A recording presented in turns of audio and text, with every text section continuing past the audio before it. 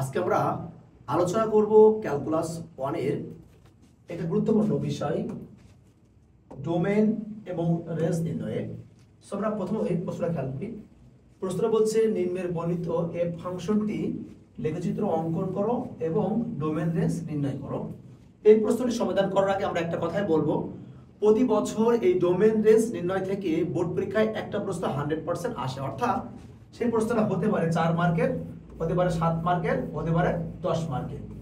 তাহলে আমরা এই একটা খণ্ডিত ফাংশনের ডোমেন রেঞ্জ নির্ণয় করা শিখলে আমরা আশা করি এই টাইপের সকল প্রশ্ন পারবো ইনশাআল্লাহ।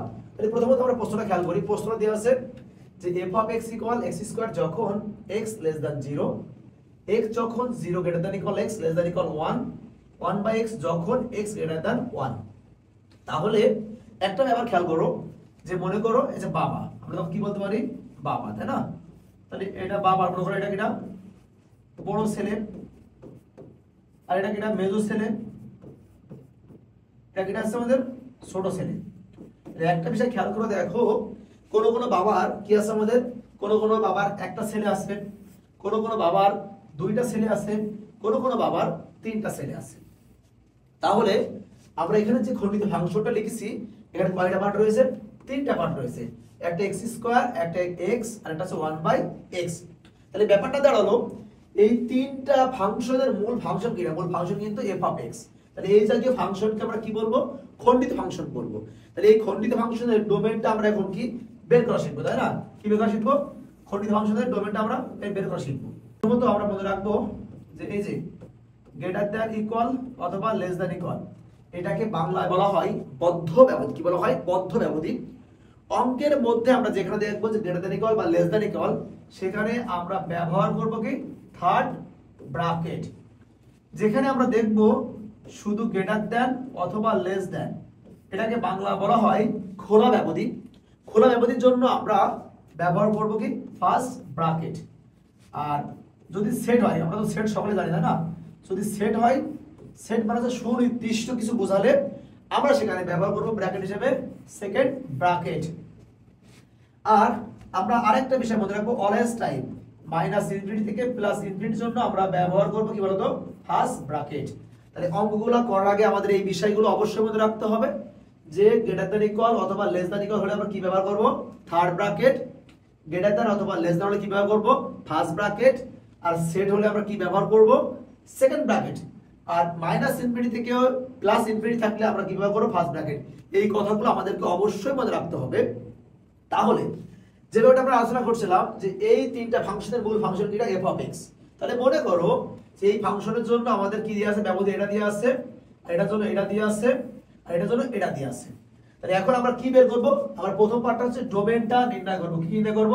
ডোমেন নির্ণয় করব। তাহলে আমরা প্রথমে লিখলাম d of a।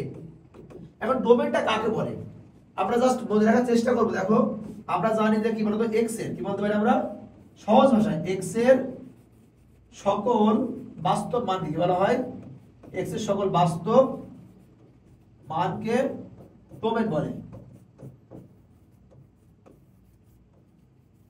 আমরা সহজেই মনে রাখবো যে x এর সকল বাস্তব মানকে ডোমেন বলে। ওকে,